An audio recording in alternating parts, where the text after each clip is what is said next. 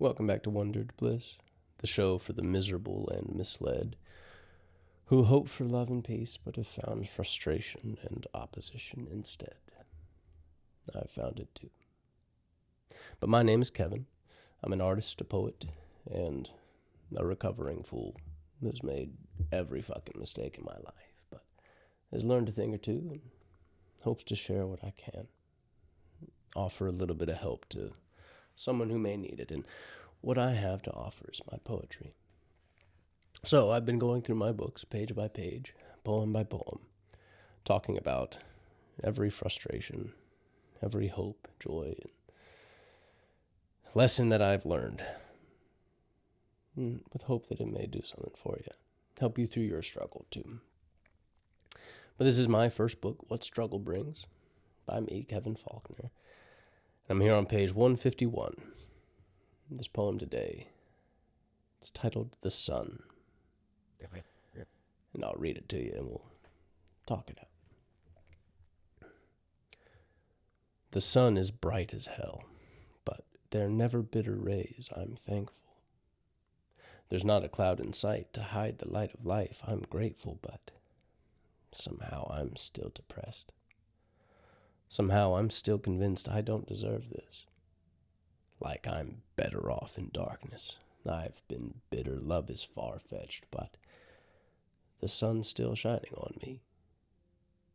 I left my coat inside so I can feel the cold, but the sunlight warms my heart. I don't know why I lust for shadows. I guess it proves a world of depth beyond my shallow ill contempt, because I can't escape reality. It's the light that makes the shade, and it's our lives that highlight death. And though the good die young, I hope I'll live forever. Or at least long enough to see the day out. Because the sun's still shining on me. That's the end of that day. And I've liked this poem. I've always liked this poem. Because it's honest. This moment, I wrote it years ago. It was a winter day, and I sat outside, left my coat inside so that I could feel the cold. I don't know why I wanted to, but I wanted to feel it. Some little piece in me, I don't know, wanted to feel alive. So I went to freeze myself, but instead the sunlight was warm. It was cold outside, but the sunlight was warm. I was sitting there, and I wasn't shivering. I wasn't miserable. And in some ways, that frustrated me, because that's what I wanted. I wanted to go feel it. I don't know why I wanted to go feel it, but what I felt instead was warmth. And I was at a weird place in my life. If you've listened to any of the previous episodes or read my book before, I was not and haven't always been in the best place mentally, which I'm sure many of you aren't as well. It is so easy in this life to be frustrated, to be hurt, to be overwhelmed by it all, to not know who you are or what you want, and to be floating, listless and unhappy, unknowing or not knowing what to do. It is so easy to be there. I think in many ways it may be the default of this life. But you can also be happy. You can also be fulfilled. You can also be hopeful and dream and inspired. You can also do all of that. And when you felt one way for such a long time, it can start to feel like your personality. It can start to feel like this is all it is. Until a little dream starts kicking in. Until a few realizations start happening and you start to shed some of the previous pains. But that space, it can take a minute as you're restructuring your vision of the world. And it's not necessarily comfortable. You maybe didn't know who you were before, but now you definitely don't know. I was, in many ways, content in my depression, content in my skepticism of life. But I was starting to feel more hopeful, starting to be more faithful, starting to understand God a little bit more, understand life a little bit more. Working with time as time continued moving. And I was uncomfortable in it because, like I say in the beginning of the poem here, noticing the sun is bright as hell, but they're never bitter rays. I'm thankful. How there's not a cloud in sight to hide the light of life. I'm grateful. But somehow I'm still depressed. Somehow I'm still convinced I don't deserve this. And it is my operating system.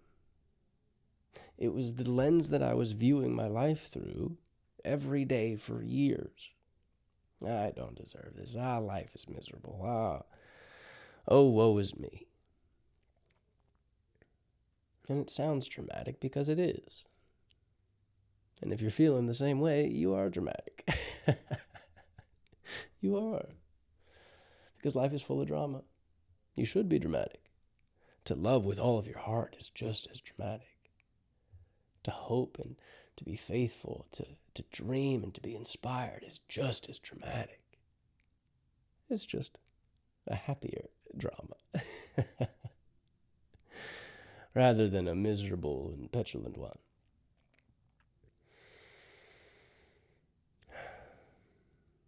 But what I like about this poem, and the realization that I was having as I was writing it, is that the sun is out there. And maybe what I would have focused on before is that if I spend too much time in the light, I get burned, right? Life is trying to bite me. But no, it's just this constant beam of light, this constant stream of energy and warmth. It's just brimming all the time. Life is moving and happening all the time. And it can burn you, it can bite you. But it's also the substrate for everything that can be had. And if you're all the time looking at the negatives, you won't appreciate the warmth when it's there. The sunlight can be kissing your skin and you're just in fear of it burning you. But it is just shining on you. I'm saying this, I have this war in my head, how I don't deserve this. I'm better off in darkness. I've been bitter. Love is far-fetched. But the sun's still shining on me. Life is continuing to move. It's continuing to grow. Time is pressing on. And in every moment, I can feel love. I can be inspired. I've been bitter before, but this next moment I can be hopeful. I can feel joy. I can express it. I can share it with another. How even in these moments where I wanted to feel cold, I was happy in my cynicism. The sun is still there, just shining, warming my heart despite my best attempt to be miserable. But it forced that question, or that what's the word that I'm looking for? Inner speculation. Speculation, not the right word. I don't know. I'll find it later. But this next line, I don't know why I lust for shadows. That one right there, when I wrote that one has sat with me for a long time. Why do I look for this? If you're miserable all of the time, you're the one doing it to yourself. And I'm not saying that horrible things haven't happened to you. I'm not saying that you haven't faced every frustration and reason to be doubtful. I'm not saying that your life has been easy.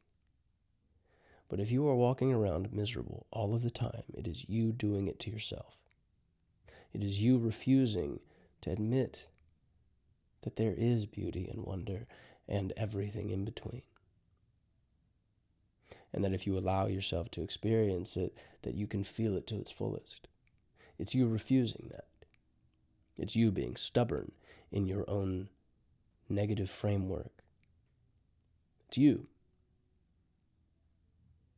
And I'm not saying also that if you start to live hopefully and faithfully in life, that everything will only be positive. No, it won't.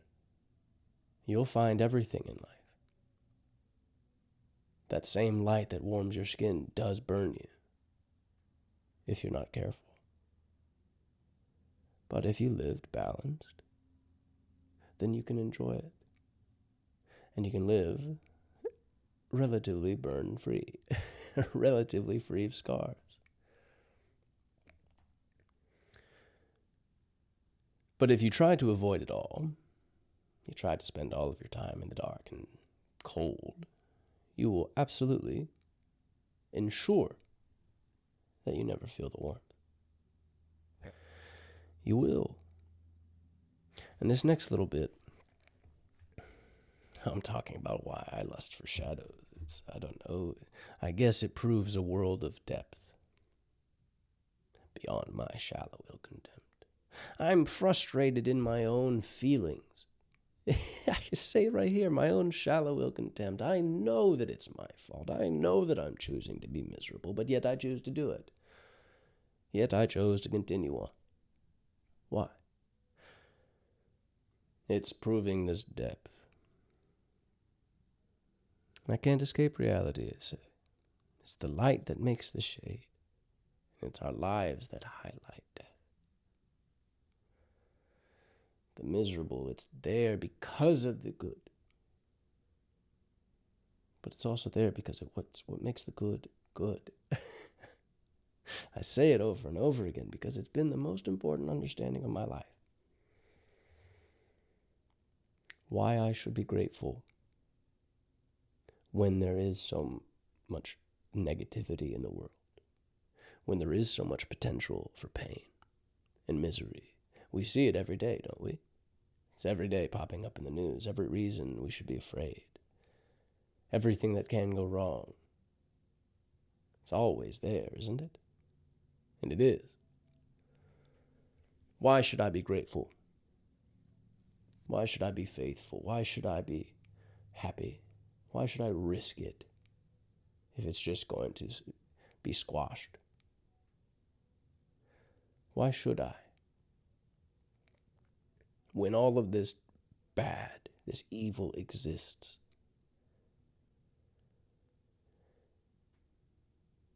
and it is exactly that makes the good what it is. It is the ability to feel hatred that makes love so important. It is that feeling of cold that makes warmth feel great. Do you know how important these small moments are in our lives? Let's say putting on your favorite sweater on a chilly day. Getting under the blankets, under the covers. That moment of pleasure that you get from that relief that you feel, it's a magical moment. It is. It's like, ooh, oh, that's nice. Oh, thank goodness.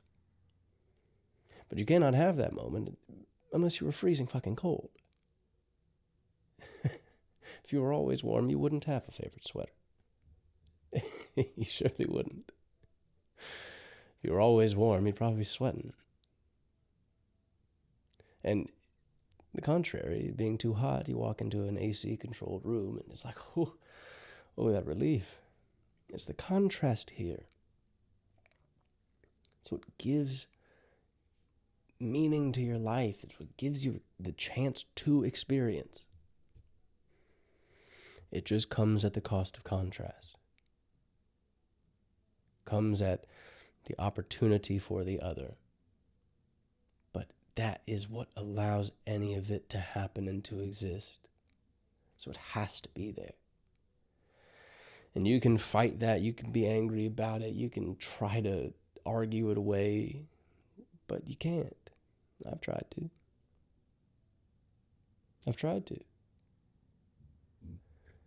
I've quarreled with God, I've been upset. I'm sure you have too. But at the end of the day, when enough time has gone past and the sting of that initial wound or whatever you felt starts to fade. And you start to move past it, and you've learned and you've grown, and you have a new perspective. At the end of the day, you realize it's like, oh, okay. I could not be where I am today had I not gone through what I did. I could not understand life or who I am without losing bits of what I'm not. Right. You just can't do it. So at the end of the day, once you've gone through the trouble of the journey, you can sit there and appreciate it all. It won't have been comfortable. It will have been arduous. And maybe even tormented you a bit, step by step. As you're looking up, seeing the scale of the mountain that you're climbing. You're like, oh God, this is never going to end. But then, all of a sudden, you're at the peak and starting to descend. You're over the hill. All of a sudden, you're like, oh, wait, shit. This view is fucking gorgeous. But I could not have gotten this gorgeous view had I not climbed every step of this fucking mountain.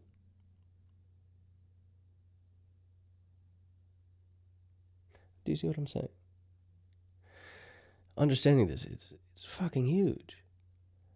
I have this little quip here at the end of the poem. How I know the good die young. I was being spiteful.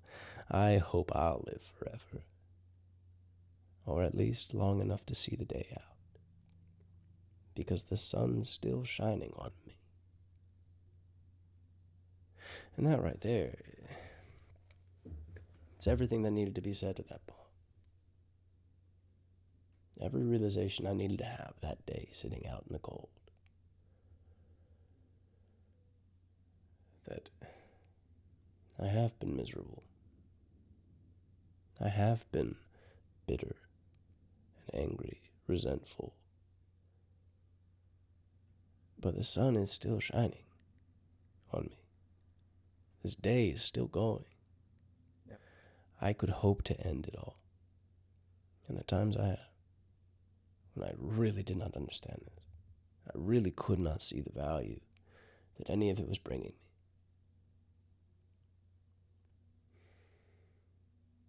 But if I open my eyes, if I open my heart to the possibilities of life, that the sun is shining, the day is good, just waiting to be had. What are the things that you want? Who do you want to be and become? The potential is there. The chance is there for the taking. You can, but you have to go and do it. And you'll pay the price. It will not be easy. You'll have to walk every step of that journey, but you'll get there. And it may take you places you never thought you'd go. You may suffer in ways you never even imagined. But you will also, if you just keep showing up and you just keep walking, you just keep opening your heart to life, it will fulfill you in every way, shape, and form as well. It will, but you have to see it. You have to accept it. And if you don't, you won't. That's up to you. It is. It's up to you. I can't do it for you. God can't do it for you. You do it for you. You work with God. You work with life. And it all unfolds as it will. As it should. And it is a beautiful thing. It is a dramatic, pain-ridden thing. But it is beautiful. And there's the sun, and there are flowers, and there's love, and there's light. It's all of it. And it is everything worth doing. Dealing with all of it. Facing every frustration. Feeling the pain and anguish that you feel. It is worth doing.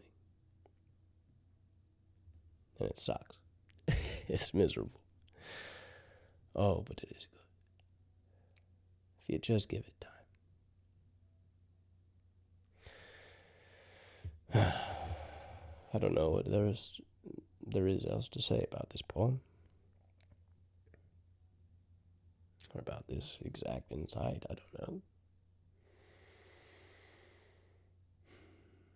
What I will say, though,